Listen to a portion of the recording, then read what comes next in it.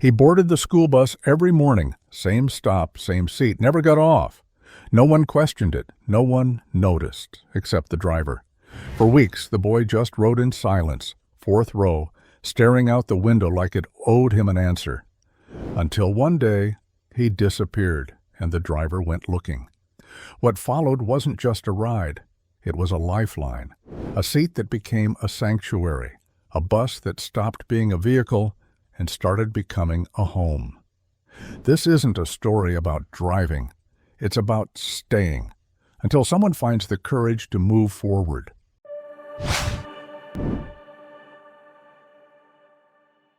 The morning bus route started before the sun even thought about rising. Miles of dark pavement stretching through sleepy neighborhoods and quiet intersections, with the occasional flicker of porch light or the hiss of someone's sprinkler coming on too early. The world was still hushed at that hour, shadows heavy, sky colorless. But for Hank Mercer, it was a familiar comfort.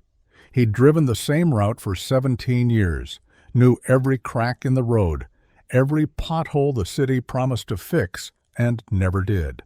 His bus, Route 28, rolled through the outskirts of Maple Ridge before the school bells ever rang. He knew the kids by the way they shuffled up the steps, eyes half-lidded and backpacks swinging like anchors. Some were chatty, some silent, some barely awake. But Hank saw them all. He greeted them the same way every morning, a short nod, a warm morning, or on Fridays, a mumbled, "Almost there." But then there was the kid, the one he didn't know. Hank noticed him the way you notice a song playing too softly in the background, present, but just out of reach. He'd first boarded 3 weeks ago, same stop every morning, corner of Willow and 3rd, near the rundown apartments with graffiti-stained dumpsters and torn window screens. The kid never spoke, never made eye contact, just climbed aboard, sat in the same spot, 4th row, driver's side, and stared out the window like it owed him something. No phone, no book, no earbuds, just stillness.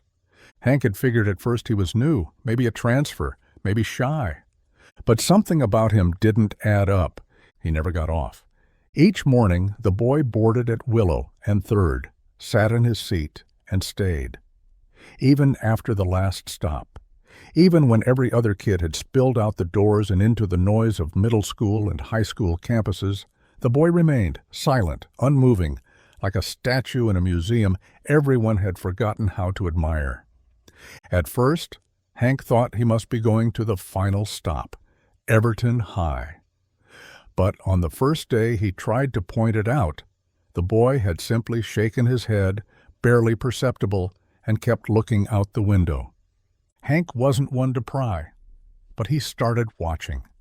The kid never flinched when the bus lurched over speed bumps, never spoke to the other students, never reacted to the laughter or the shouting or the music from someone's cheap Bluetooth speaker. He just rode.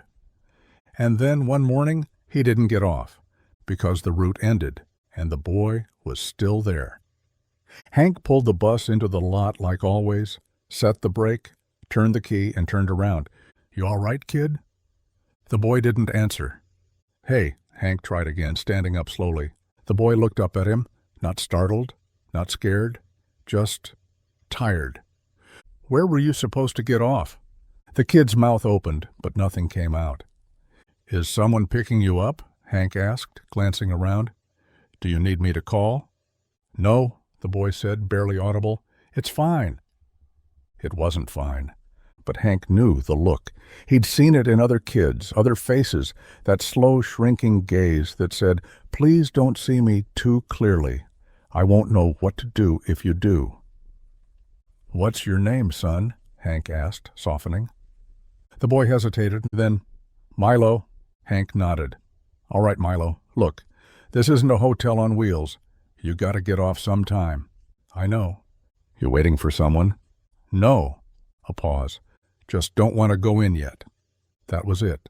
No drama, no confession, just a quiet truth hanging in the stale morning air. Hank nodded once. "Okay." And then he opened the doors. Milo stood, slung his threadbare backpack over one shoulder, and stepped off the bus. But the next morning, he was there again. Same time, same stop, same silence. And again he didn't get off. Hank didn't say anything this time. He just watched. Watched the way Milo's fingers clenched the edge of the seat when they passed Everton High. Watched how he seemed to exhale when they turned away from the last school stop, like escaping something that couldn't be named. Hank started taking his time on the route, subtle at first, paused an extra moment at red lights, let the engine idle longer than necessary outside the junior high. He didn't know what he was buying Milo time for, but his gut told him it mattered. It went on like that for a week, then two. Each morning, Milo rode. Each morning, Hank adjusted. And each morning, he said nothing. Until the day Milo didn't show up. The stop at Willow and 3rd came and went. No one climbed aboard. No threadbare backpack. No downward gaze. No Milo.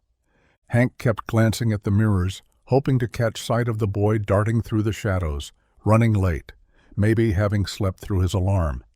But the stop stayed empty. The next day was the same, and the next.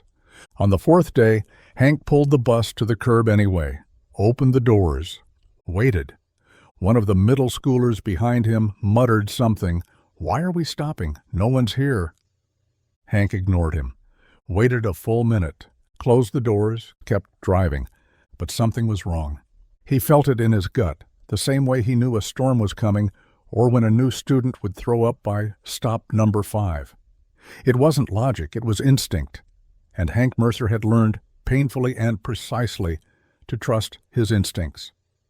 That afternoon, after his shift, he drove back to Willow and 3rd, parked his car on the next block, and walked the cracked sidewalks, past overgrown hedges and broken chain-link fences. He didn't know what he was looking for, maybe just a glimpse, a clue. The apartment complex was sad in the way forgotten places are sad. One of the ground floor windows had cardboard duct taped over the glass. A satellite dish hung by one bent screw. There were no children outside, no bikes, just silence. He found the building manager after some digging, an older woman who looked like she'd smoked through every crisis life ever threw her. "Milo," she repeated, frowning. "The quiet kid? Apartment 1B. "Yeah," she scratched her head. "Haven't seen him, not since—" "What day is it?" "Thursday." "Then not since last Friday. Is there an adult there? Parent?" The woman shrugged. "Single mom, works nights. I don't ask questions." "Would you mind if I checked in?" "You a cop?" "No." "Social?" "No, just his bus driver." The woman stared at him for a long time, then handed him a spare key. "5 minutes," she said. Apartment 1B smelled like dust and microwave dinners. The curtains were drawn tight. A twin mattress sat on the floor in one corner, an open backpack slumped beside it. A plate with half a sandwich sat on the counter. No one answered when Hank knocked. No one stirred when he stepped inside. It was quiet, too quiet. He found Milo sitting in the corner, knees drawn to his chest, headphones on but nothing playing. He looked up when Hank said his name. Didn't move, didn't speak, just stared. Hank crouched beside him. "You all right?" Milo didn't answer right away. Then, "Didn't think you'd come. I noticed." "You don't know me." "Don't have to." Milo blinked slowly. "I didn't want to go back. To school. Or here." "I figured." Milo's voice cracked. "It's worse when no one notices." Hank didn't argue, didn't offer a solution. He just sat there beside the boy in the quiet, broken apartment, waiting for the moment when the silence became less dangerous, when the silence became something that could be shared. And the next morning, at 7:12 a.m., Milo climbed back onto the bus. Milo stepped onto the bus without a word, just like before. Same slow walk, same heavy backpack, same 4th-row seat. But this time, something in his posture was different. Not fixed, not resolved, just not as sunken, as if the act of showing up, of being seen, had pulled some invisible thread inside him a little tighter. Hank nodded as he closed the doors and shifted the bus into gear. He didn't say, "Glad you're back," didn't ask any questions. He just reached over to the dashboard and turned the radio on low, an old jazz station that only came in clearly on certain corners of town. Milo didn't look up, but his fingers tapped faintly against the vinyl seat. The route passed slowly. Same cracked sidewalks, same sleepy traffic lights, same gusts of wind that pushed leaves across intersections like they were being chased by something unseen. But to Hank, the bus felt different today.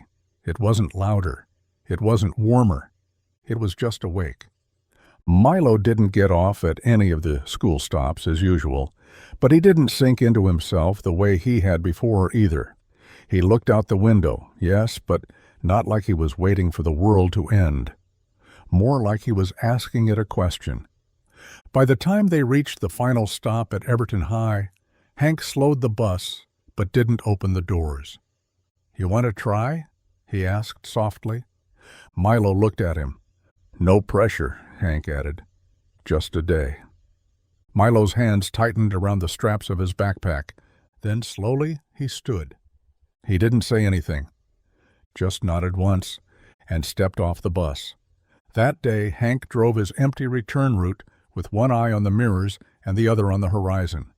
He'd dropped hundreds of kids off at Everton High over the years, thousands maybe, but Milo stepping onto that pavement felt different, like a stone shifting deep underground, small, almost unnoticeable, but destined to change the shape of everything. Milo didn't come back to the bus the next day, or the day after, but on the third day, there he was, waiting at Willow and Third, hood pulled low, eyes tired, but standing taller. He boarded, gave a barely there nod, and sat in the fourth row. At the Everton stop, he stood without being prompted and walked off on his own. It became a pattern. 2 days off, 3 days on, sometimes 5, sometimes 1. There were still mornings he rode the whole route and stayed on when the other kids left. Days where he shook his head when they reached the school. Days where Hank said nothing, just let the bus keep moving, let the boy have his space. But the rhythm was changing, and Hank could feel it. Weeks passed. The season shifted. The sky grew darker in the mornings, more stubborn to let go of night. Hank started wearing his heavier jacket. The heaters on the bus took longer to kick in. One Tuesday morning, Milo came aboard with a bruised cheek. It wasn't fresh, but it was there, faint, yellowing at the edges. Hank didn't say a word. But when they reached Everton High, he reached out, placed a hand on the brake, and waited. "You all right?" he asked. Milo hesitated, then shrugged. Hank sighed through his nose, stared straight ahead. "You know," he said quietly, "when my son was about your age, he got into fights, a lot of them. Told me it was just what boys did, but I always wondered if there was more to it." Milo didn't respond. "You're not just riding this bus," Hank said. "You're carrying something." Milo looked down at his lap. "It's not that simple." "It never is." The boy sat still. Then softly, "My mom's never home. She works nights. Then she sleeps. If she loses this job—" He didn't finish the sentence. Hank nodded. "You hungry?" he asked. Milo looked up, startled. "I got some stuff in the glove box," Hank said casually.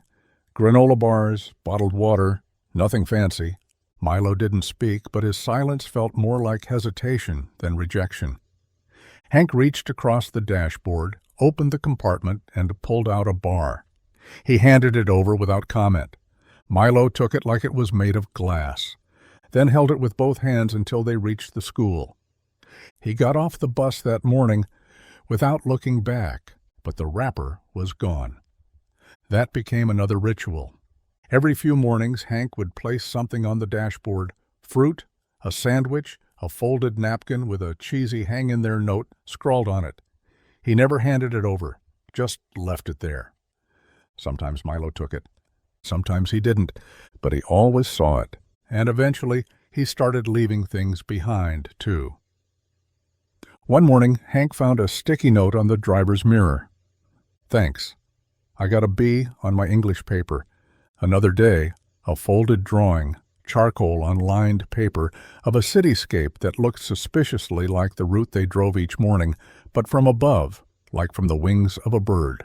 Milo never said much about them, but Hank kept them all, tucked in his glove box beside the granola bars and bottled water. In January, there was a storm, not the gentle kind. The kind that iced over everything, that made tires skid and power lines groan, that made parents keep their kids home and buses run late. That morning, Hank debated calling off the route. Half the district had already gone remote for the day, but something told him to show up anyway. And there was Milo, waiting at the stop, coat too thin, backpack clutched to his chest like armor. He stepped on, stomped snow off his shoes, and sat without a word. "You know school's closed," Hank said, pulling away from the curb. "I know. You just wanted to ride." Milo nodded.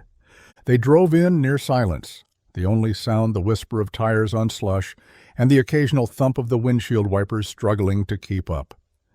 When they reached the end of the route, Hank didn't pull into the lot. He kept driving, out toward the edge of town. No destination, no plan, just movement. Sometimes that's all a kid needs, to feel like something in their world is still moving forward. They drove for nearly an hour, the bus heater clicking softly as it fought the cold. Milo said nothing. But when they finally circled back to Willow and 3rd, he turned to Hank and asked, "Can I come tomorrow?" "You can come every day," Hank said, "as long as you need." Spring didn't arrive in any grand or cinematic way.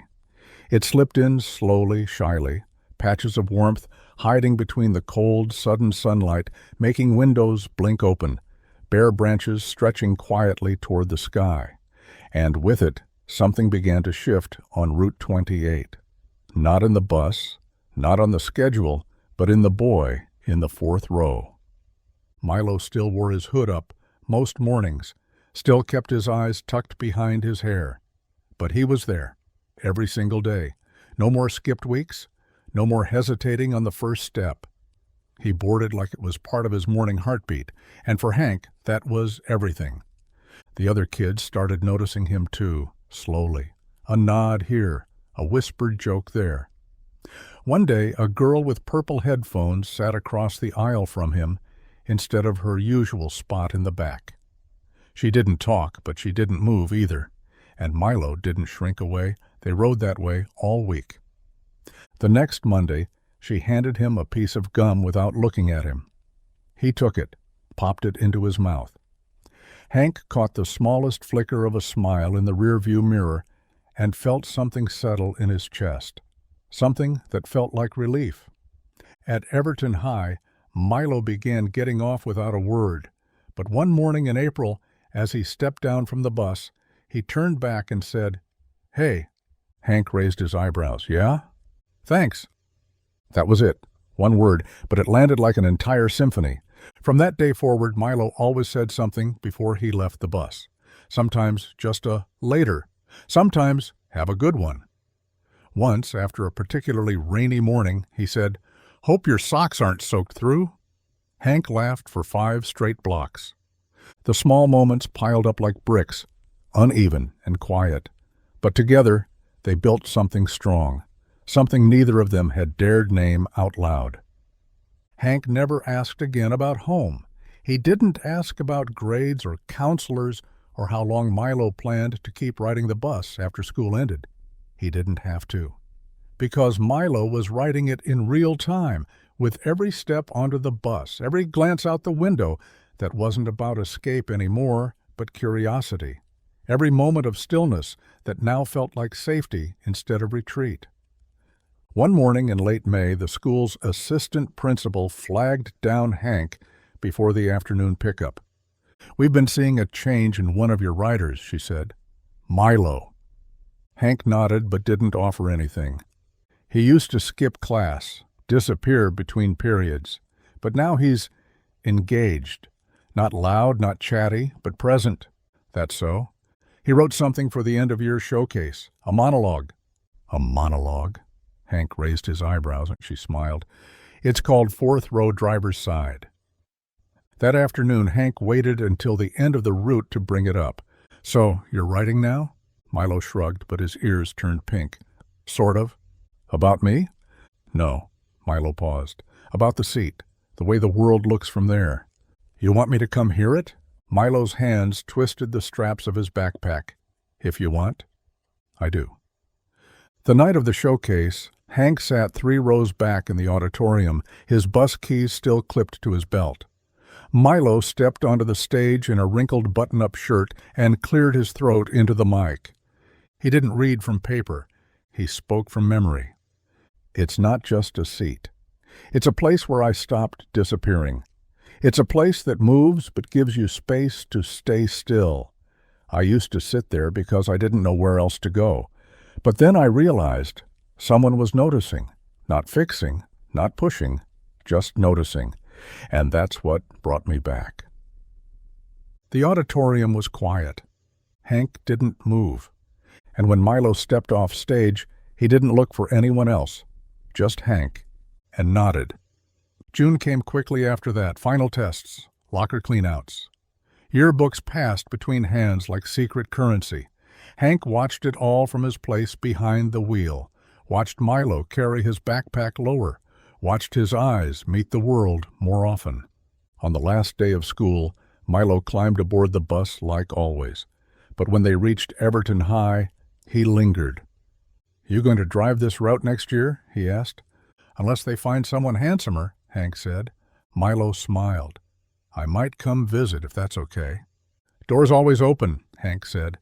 Milo stepped off the bus, turned, and for the first time in all the months they'd known each other, said his full goodbye. "Thanks for seeing me." And Hank, with a voice steadier than his heart, replied, "Always." That summer, Milo didn't ride the bus, but one morning in late July, Hank pulled into the depot and found a small envelope tucked beneath his windshield wiper. No name, just a folded note inside, written in clean block letters.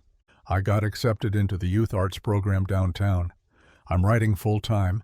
I even showed them the monologue. They asked me to write more. They asked about the bus. I told them I never would have made it past winter without Route 28. I told them you never asked for anything, so I'm giving you this. Thanks for letting me ride until I found the courage to get off. Fourth row, driver's side." Hank sat behind the wheel for a long time that morning, didn't start the engine and didn't check the mirrors. He just let the silence stretch. The kind that holds gratitude bigger than words. And when he finally pulled out of the lot, headed toward Willow and 3rd, the seat in the 4th row caught the sunlight just right. As if remembering, as if waiting for the next story to board. The bus rolled on, and the road kept going. August came in heavy with heat and cicadas. The pavement shimmered in the late morning sun, and the empty school buses sat lined in their depot stalls like giant metal animals waiting to wake. Hank still came in early, though he didn't have to.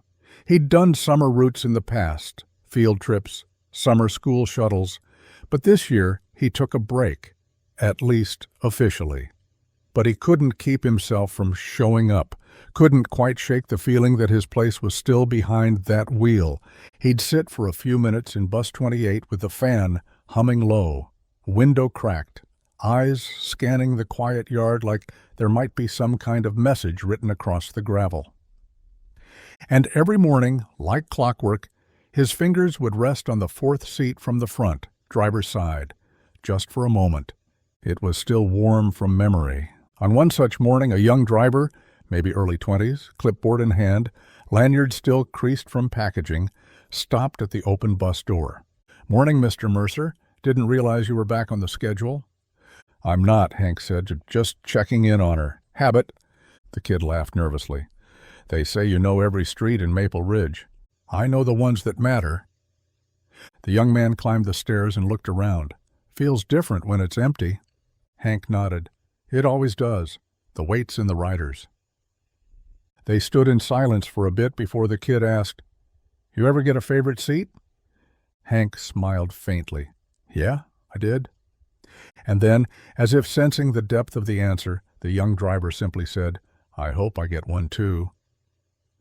That fall, when school resumed, the first day felt like a beginning and an echo all at once.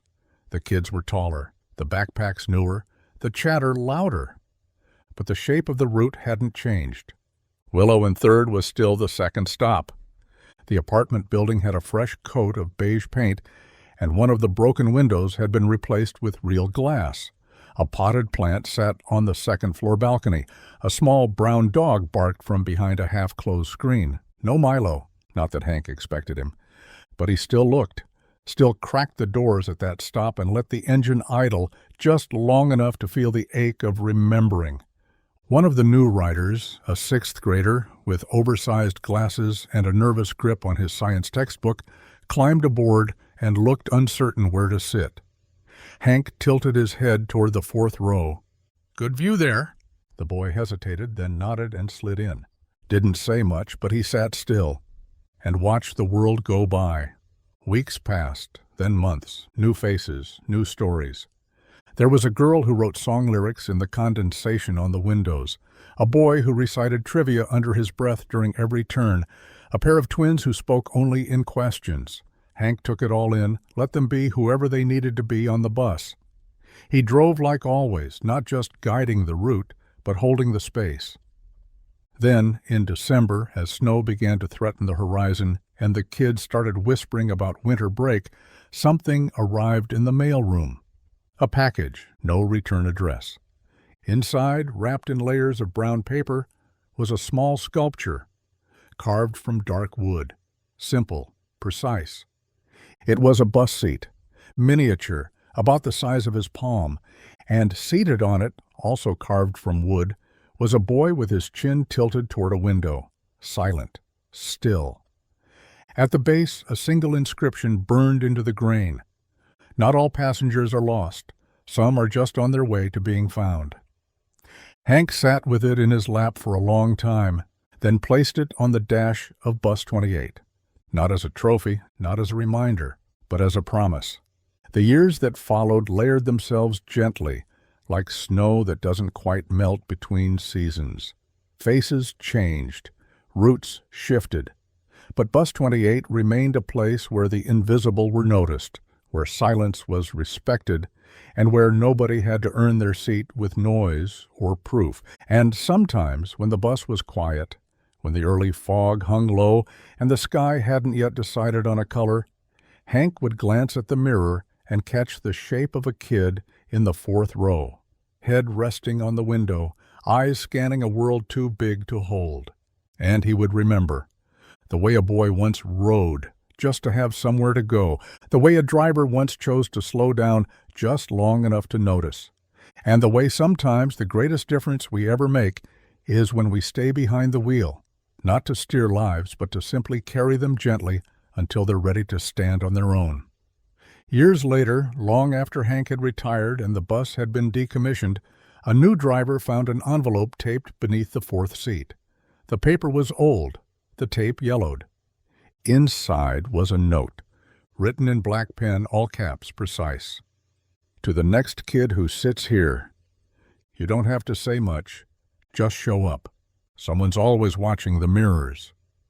And on the back, a sketch of a bus, of a driver, of a boy looking out the window, but this time smiling.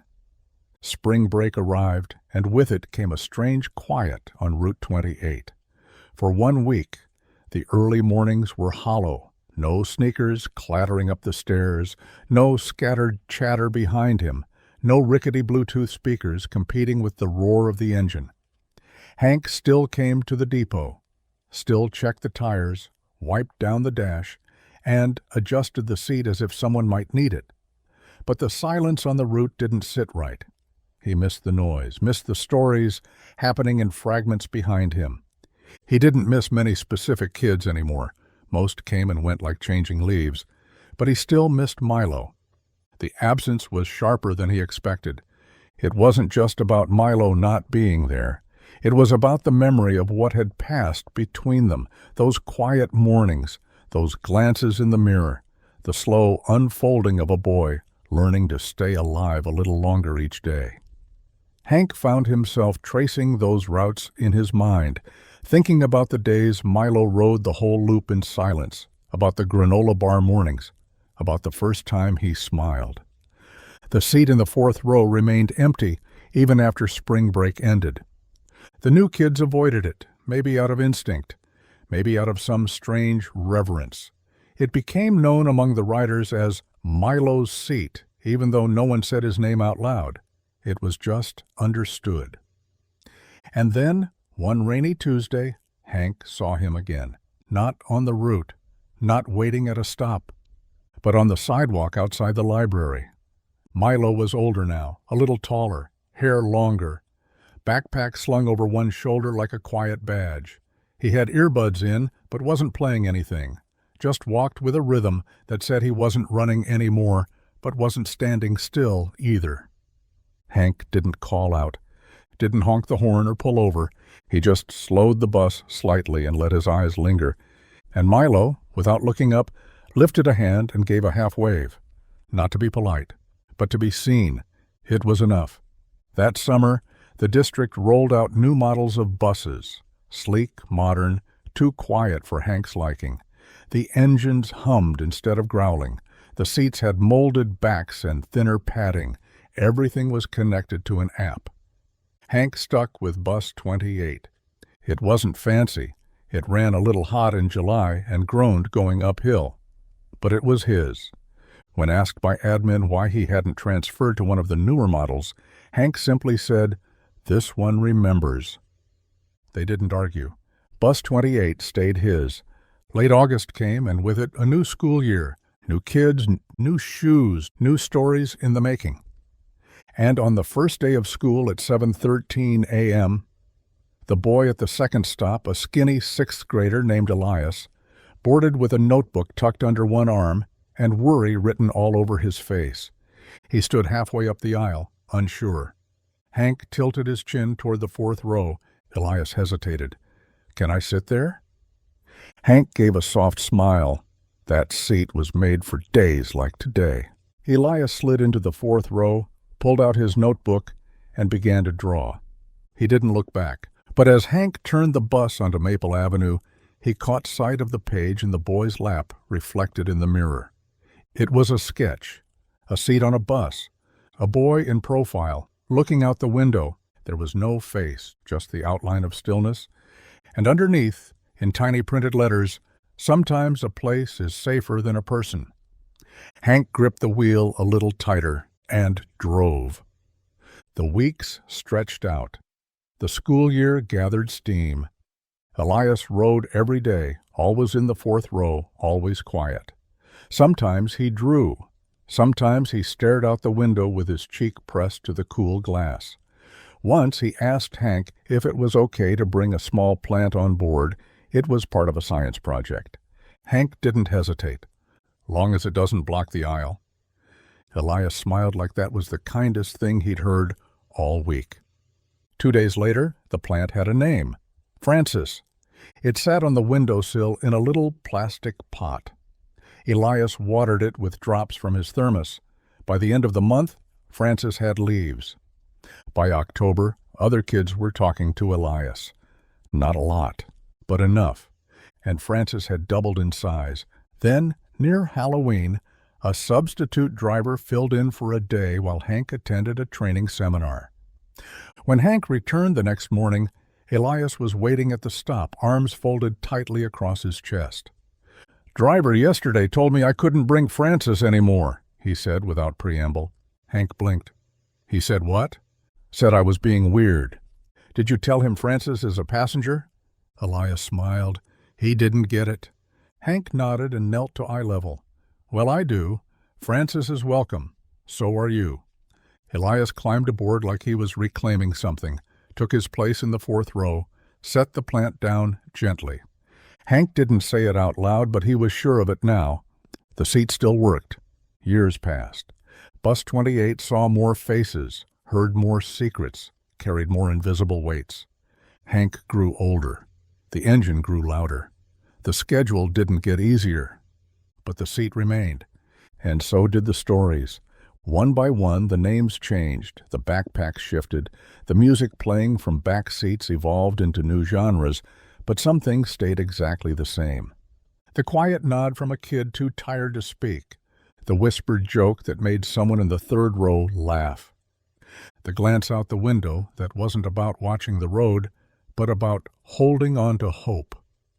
And in the driver's mirror, Hank kept watching. He saw them all, and remembered.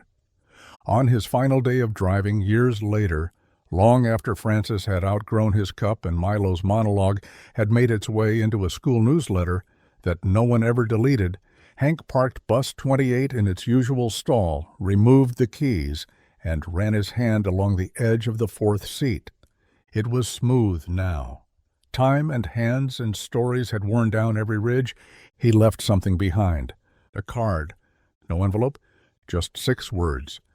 This seat saved a boy once. And beneath it, in softer ink, look closely. One might be here now. Then he stepped off the bus for the last time. No parade, no party. Just morning light and the sound of leaves brushing the pavement. He walked away slowly, knowing exactly what he was leaving behind, and who might sit there next. Winter returned quietly. No dramatic snowstorms, no ice-snapping branches or wind-shaking window panes.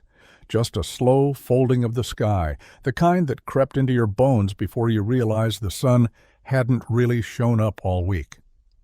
The town of Maple Ridge adjusted, the way it always did, scarves wrapped a little tighter, breaths visible before words were, and headlights flicked on just a bit earlier than usual. Bus 28 was no longer Hank's. A younger driver had taken the seat, someone with quick fingers and Bluetooth in his ear, someone who stuck to the route like it was math and never once looked at the fourth row unless someone was being too loud. The bus still ran, still carried kids to school and back. But something had shifted. A quiet had gone missing. In his small one-bedroom apartment above the hardware store, Hank adjusted to mornings without a steering wheel. He drank his coffee while watching the street from the window, still waking by 6 out of habit, still knowing exactly where bus 28 would be at 7:13. His feet itched every time he saw it. He didn't mind retirement, not really. He just didn't know what to do with the part of himself that had always belonged to the early morning, the part that was tied to the squeak of rubber on pavement and the weight of silence that filled the fourth row before anyone else climbed aboard. Then, one cold Friday, he found a letter in his mailbox. No return address, just his name, written in blocky handwriting with a tiny drawing of a school bus next to it. Inside, a single sheet of notebook paper folded in thirds. The letter was short. "Hi, Mr. Mercer. You probably don't remember me. My name is Elias. I was the kid with the plant. You used to let me sit in the fourth row. I think about that seat a lot. I think about how you let it stay open for whoever needed it. I didn't know it at the time, but you helped me learn how to sit still long enough to feel safe."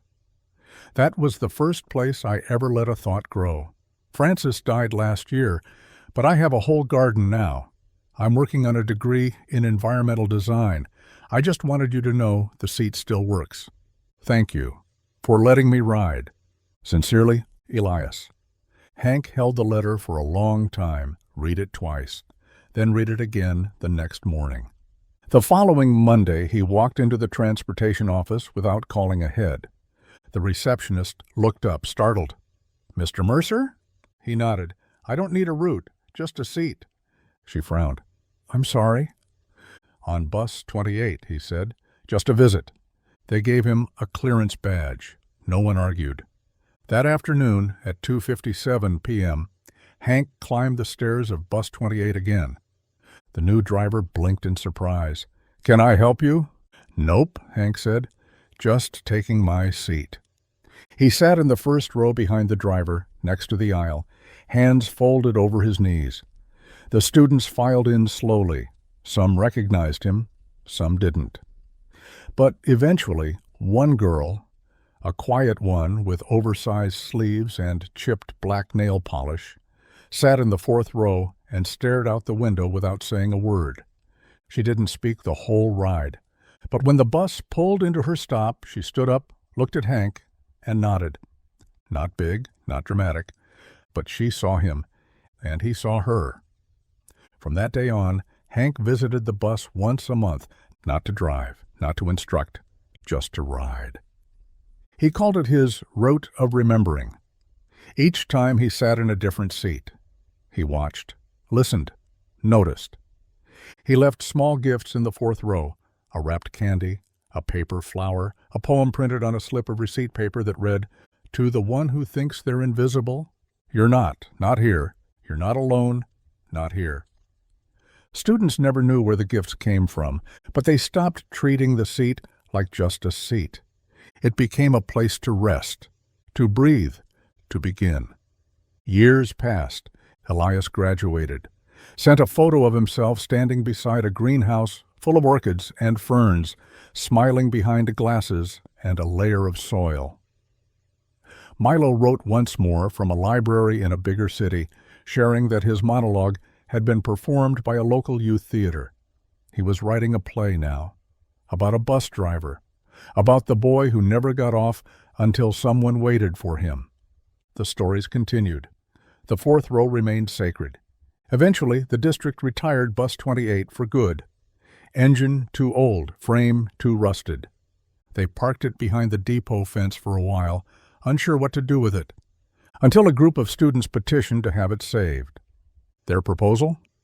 Turn it into a community quiet space, not a classroom, not a therapy room, just a place where anyone could come and sit, where nothing was expected of you but breath, where a fourth row seat waited always facing the window.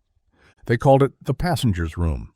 When it opened to the public, there was no speech, just a sign printed in careful, neat font.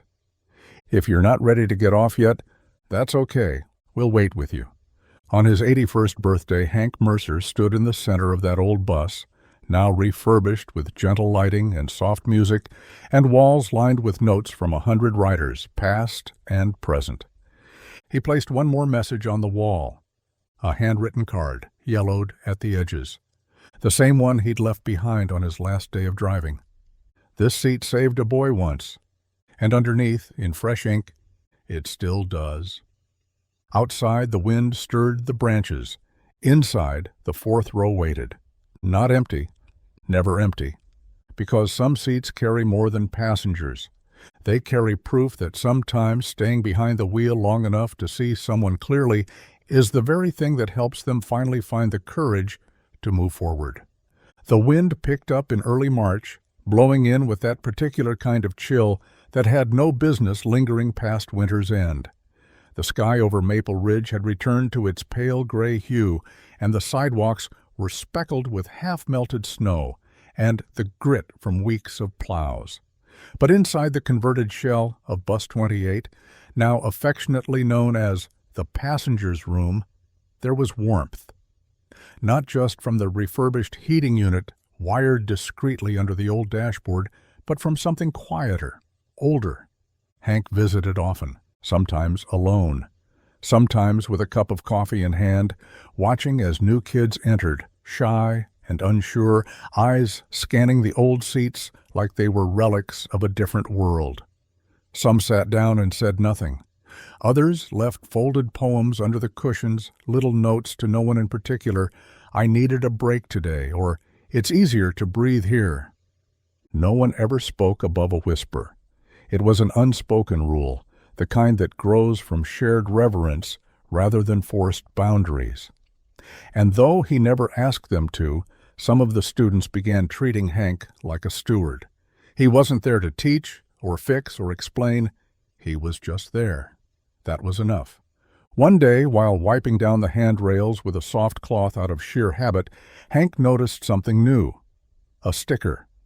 Someone had placed it just above the fourth row. It was a simple black rectangle with white text that read, "You don't need to speak to be heard here." He chuckled quietly. He would have liked that on the old route. Later that spring, a girl named Nari started visiting the passenger's room during lunch breaks. She never said why. She just came in, sat in the fourth row, and scribbled furiously in a small green notebook with worn corners.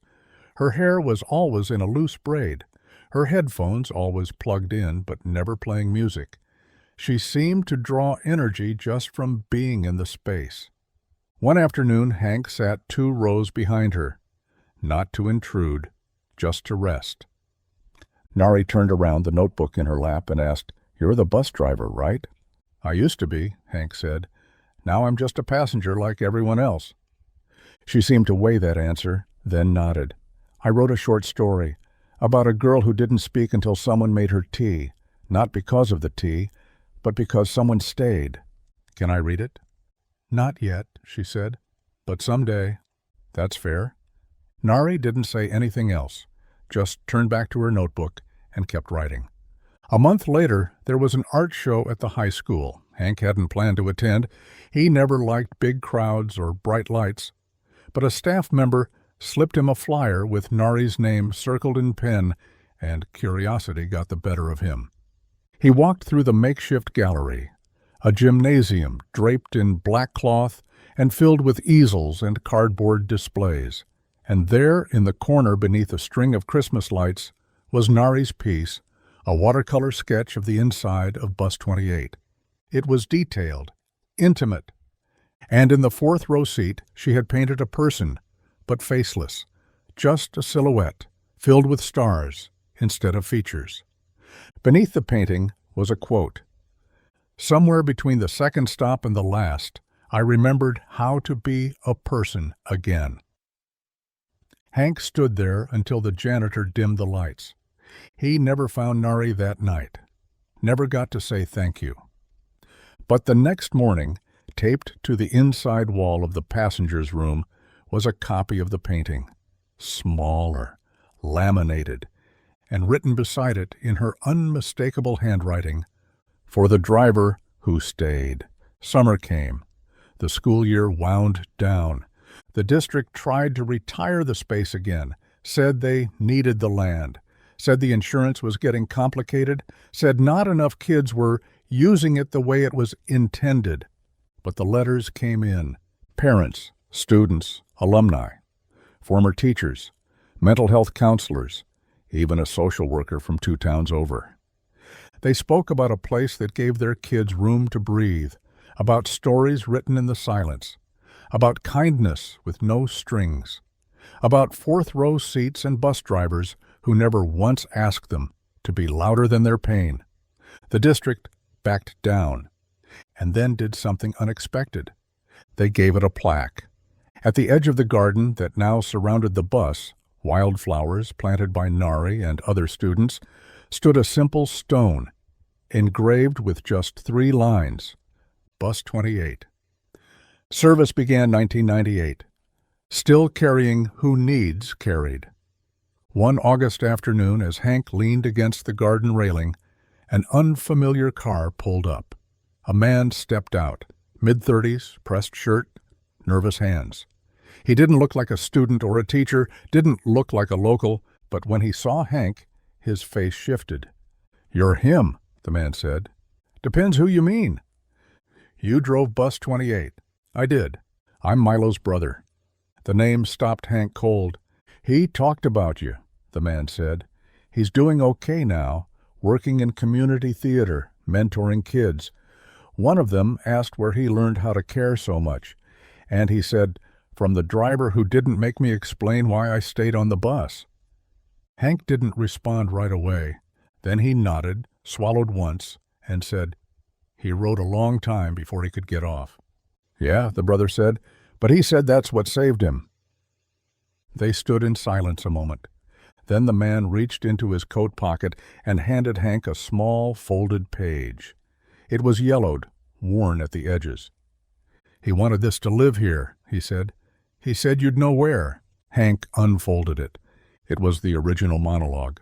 Fourth row, driver's side. He placed it in the wooden frame mounted above the seat, then sat down behind it, closed his eyes, and listened, not for engines or schedules or stops, but for the sound of stories still arriving.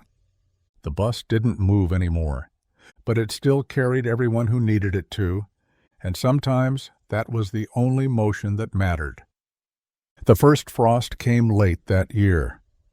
November clung to its warmth longer than expected, and the trees took their time shedding the last of their leaves. The town buzzed quietly with pre-holiday energy, stringing up lights on telephone poles and tacking garlands across storefronts. But the passengers' room, nestled in the old district lot beneath a row of maples, remained the same, a still place in a moving world. Hank had slowed down. His steps weren't quite as steady anymore, and the arthritis in his hands made the morning coffee ritual a two-hand job. But every Tuesday, he made the same walk to the bus, opened the squeaky door, and sat in the fourth seat, his new seat now, just one row behind the spot where all the stories began. He didn't speak much when he sat there. He didn't need to. The presence was enough. Sometimes kids would come in and just sit nearby. Some brought sandwiches. Some left things: a handmade bracelet, a folded joke on a napkin, a scribbled line from a book. And every so often one of them would ask the question, "Were you really the driver?" He never answered with a speech, never gave them the full story. Instead, he'd offer a little shrug and say, "I'm still watching the mirrors." And that was always enough. One late afternoon, just as the winter dusk was beginning to settle like smoke over the hills, a young man stepped through the bus doors. Clean cut, a messenger bag over his shoulder. His shoes were muddy from the walk, and he paused when he saw Hank. "Excuse me," he said. "Do you mind if I sit?" Hank gestured toward the fourth row. "Long as you leave the weight of the world at the door." The man chuckled and sat. He didn't speak for a long time, just stared out the window. Then, "I used to ride a bus like this, not here. Other town, other driver. But it saved my life." Hank didn't move. "I never told him. I got off one day and didn't get back on. He probably never knew what it meant. The way he let me sit there morning after morning, the way he nodded when I didn't want to talk."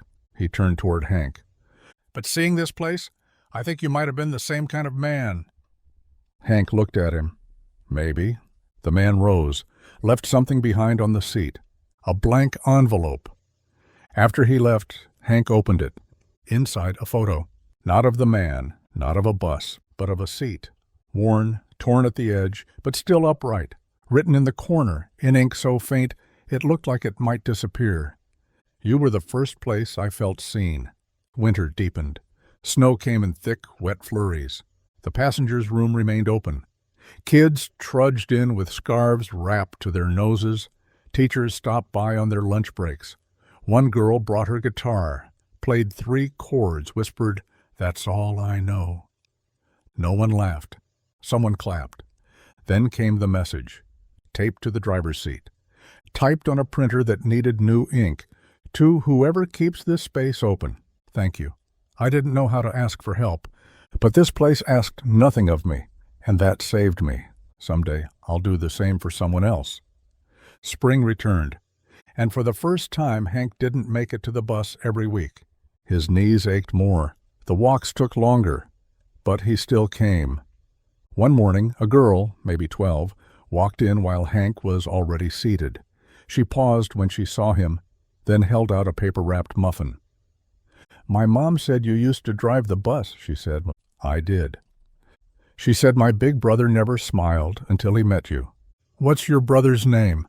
"Elias?" Hank took the muffin. "He's still growing things?" "Yep, gave me this."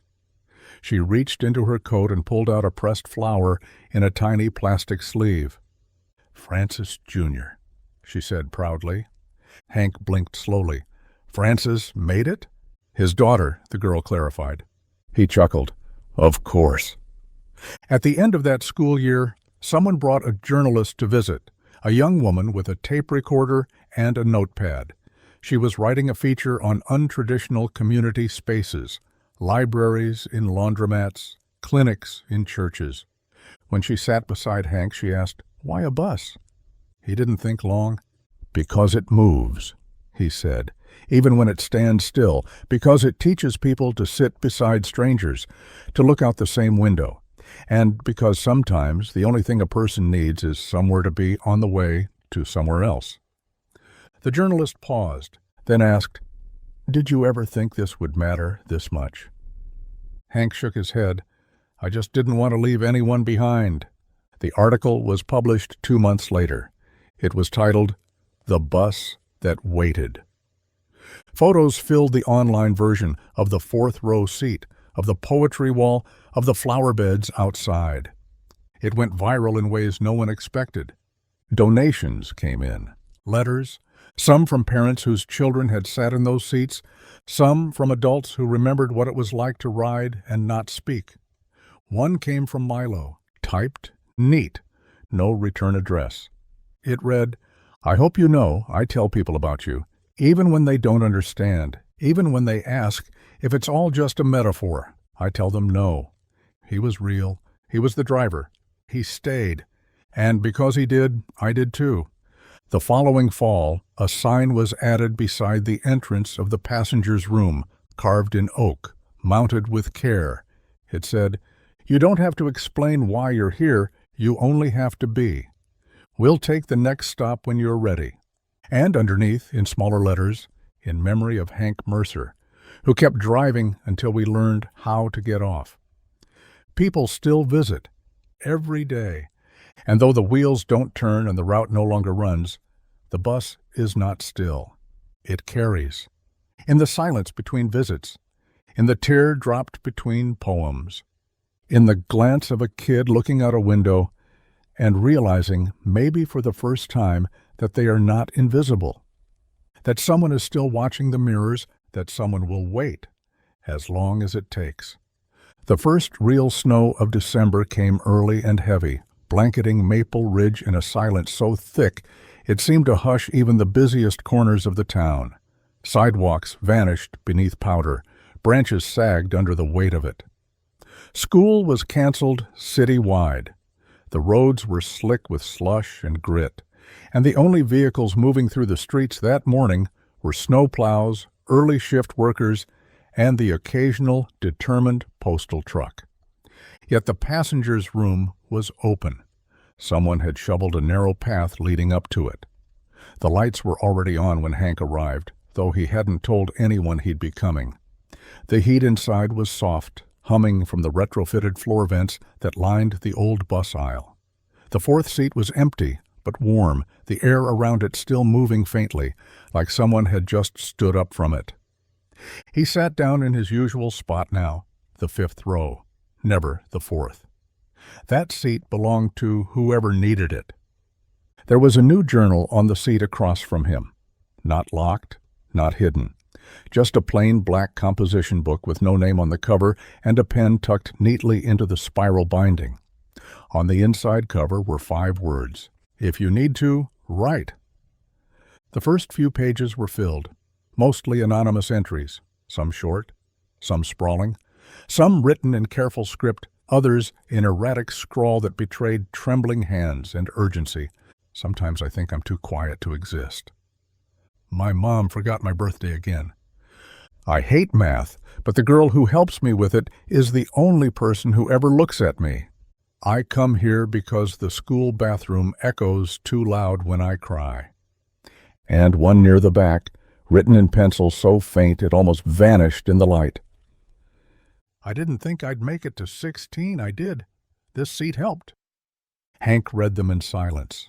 He didn't flip past the last one, just closed the journal gently, as if returning a fragile creature to its nest. He left a note of his own. "You're not alone. Keep the pen moving, even on the days you don't want to." That winter, the seat began to fill with gifts. Not large ones, not obvious ones, but tokens. A handmade bracelet braided in school colors, a paper fortune teller with messages like, "You matter," and "Stay one more day." A wrinkled origami crane, a collection of feathers gathered from someone's backyard, tied together with red thread. No one ever claimed them. No one ever stole them. They were simply added one by one, like prayers placed in a shrine, built not from faith in a higher power, but in the quiet magic of being acknowledged. By the time the new year arrived, there were too many for the seat alone. A small corkboard was installed on the side window beside it. The title, Passenger's Cargo. By spring, there wasn't room left on the board. It was April when Hank got the letter, delivered by hand. A young woman with a camera around her neck, breathing heavily from biking up the hill, had stopped at the entrance of the passenger's room and handed him a cream-colored envelope sealed with a wax stamp. "I'm from the university," she said. "I'm working on a senior documentary project. I've heard about this place. About you." He opened the envelope after she left. Inside was a formal invitation. A film program had selected the passenger's room as the subject of a short documentary on unconventional community healing. They wanted to interview Hank, wanted to know his story, wanted to put a microphone on him. He read the letter 3 times before placing it gently in the center console of the old bus.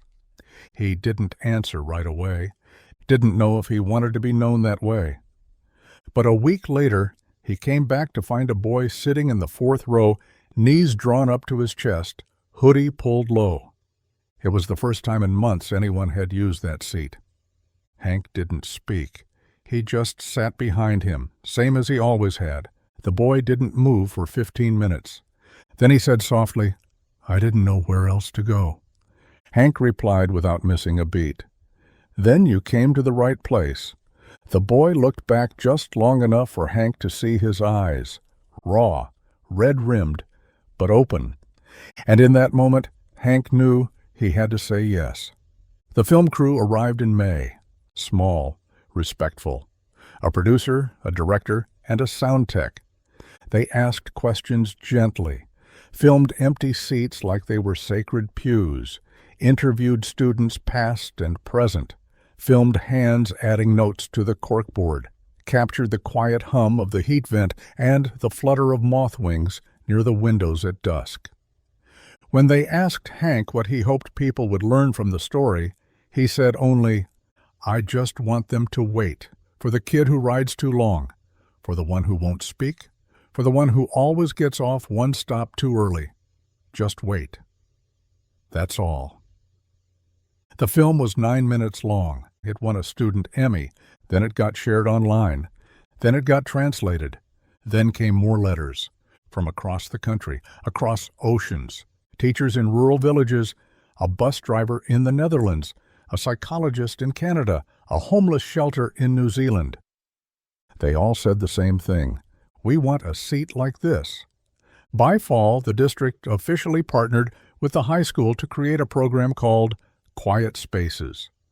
Unused classrooms, library corners, storage rooms repurposed, each designed not for instruction, but for breathing, listening, being, each with a seat in a window, each with a small wooden plaque. The same 3 words engraved, 4th row, driver's side.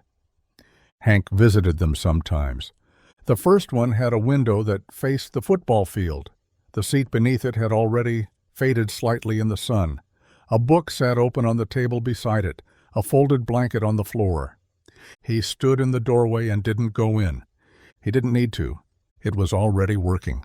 That winter, as ice returned to Maple Ridge and the lights flickered across porches and lampposts, Hank visited the passenger's room with his thermos of tea and a scarf wrapped tight around his neck. He sat in the 5th row, same as always.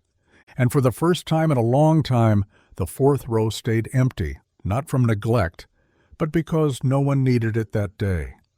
The journal was full. The corkboard was covered.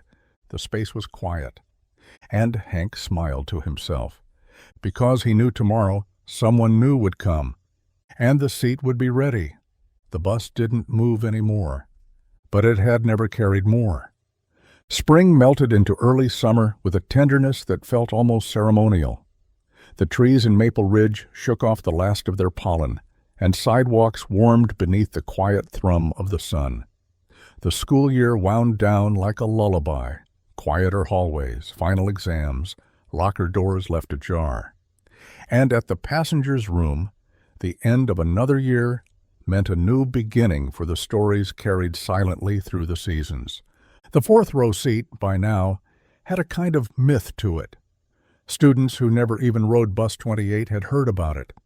Art students painted it in murals.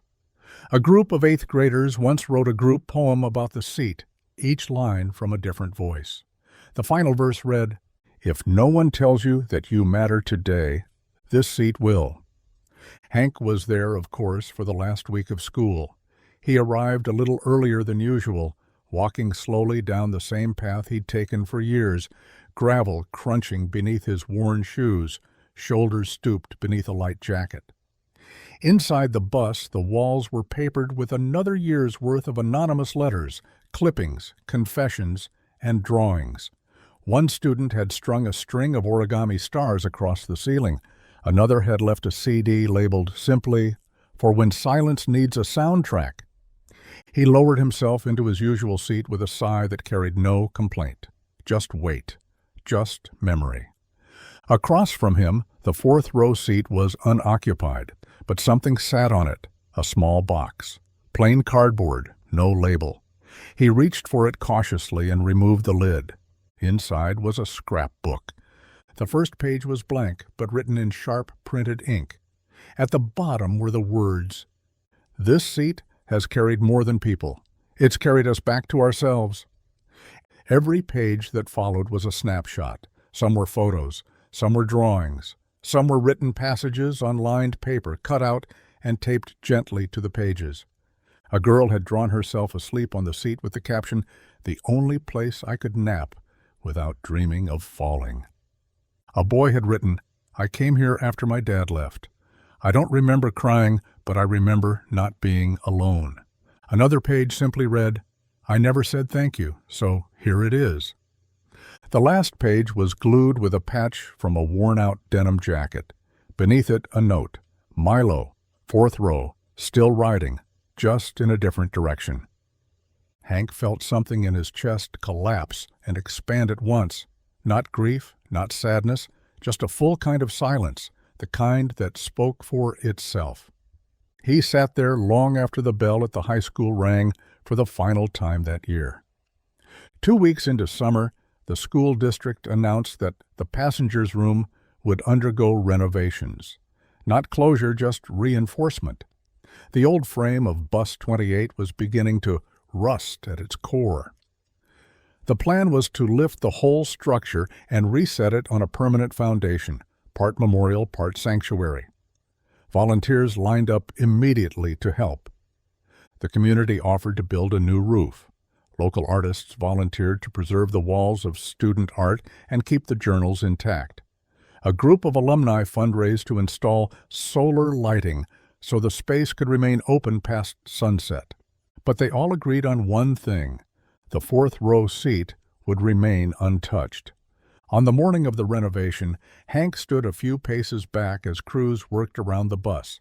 He wasn't there to supervise, just to watch, just to bear witness. One of the construction supervisors, a young woman in a hard hat and orange vest, walked over. "You the one they call the driver?" Hank smiled. "I used to be." "My kid's in 8th grade," she said. "Last fall she was struggling. Said the only reason she went to school at all was so she could stop in here.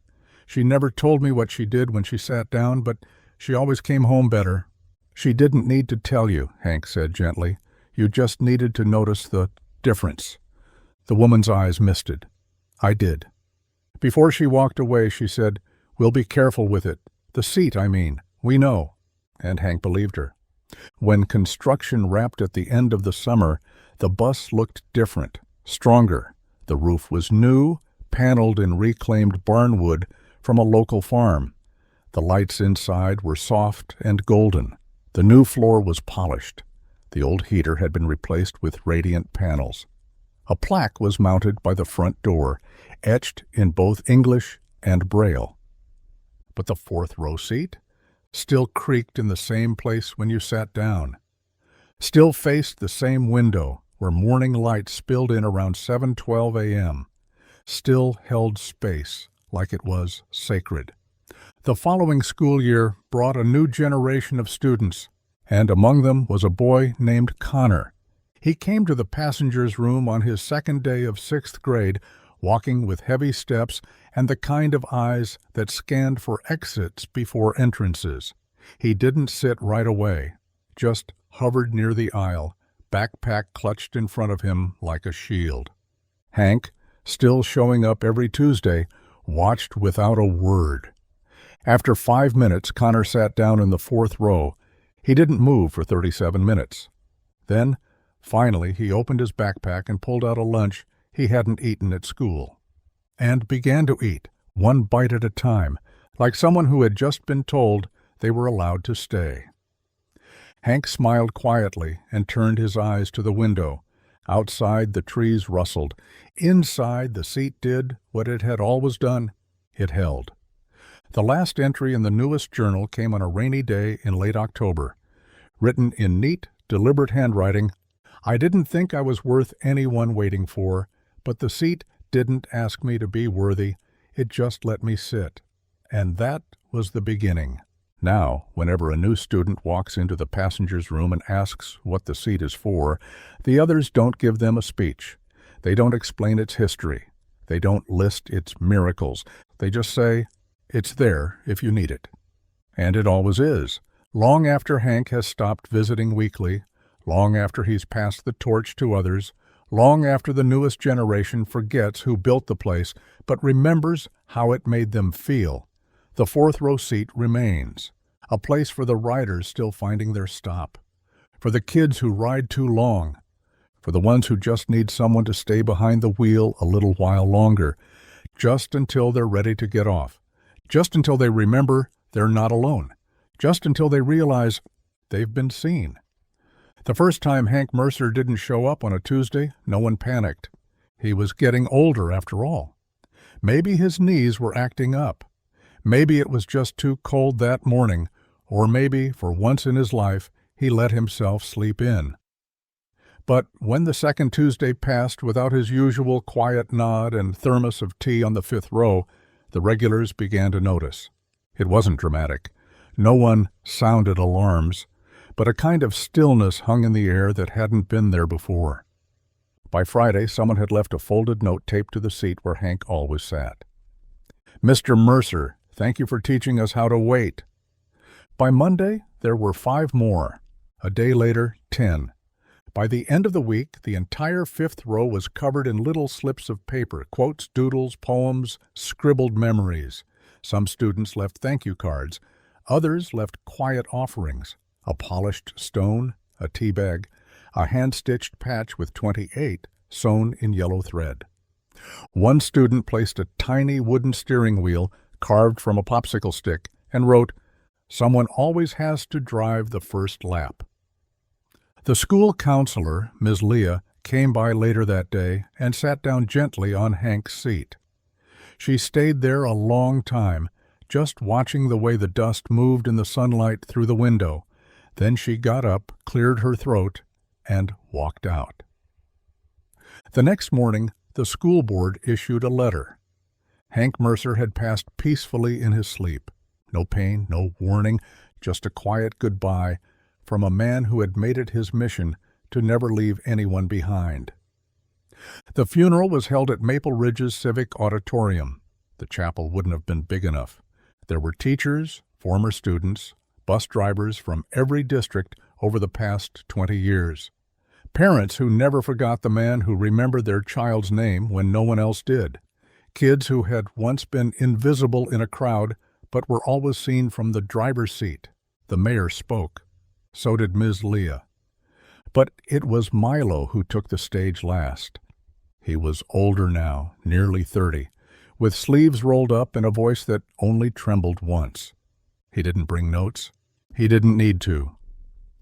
"I used to sit in the fourth row," he said, "day after day.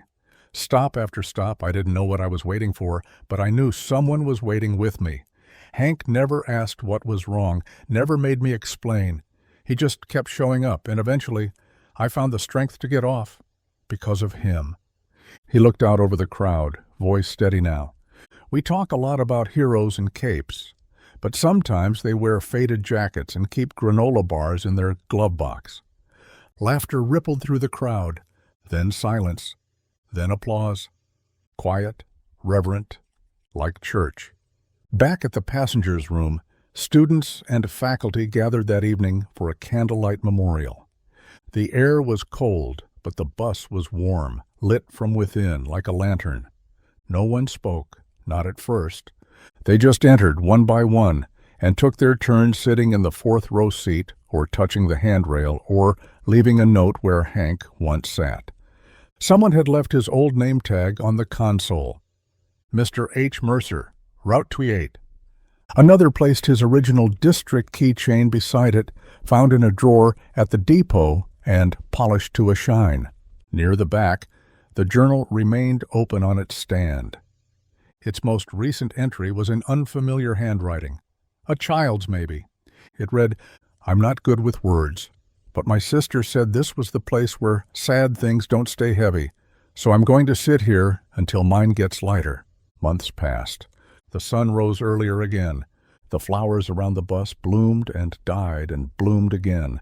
The seat remained, always in the fourth row, always near the window, always just waiting.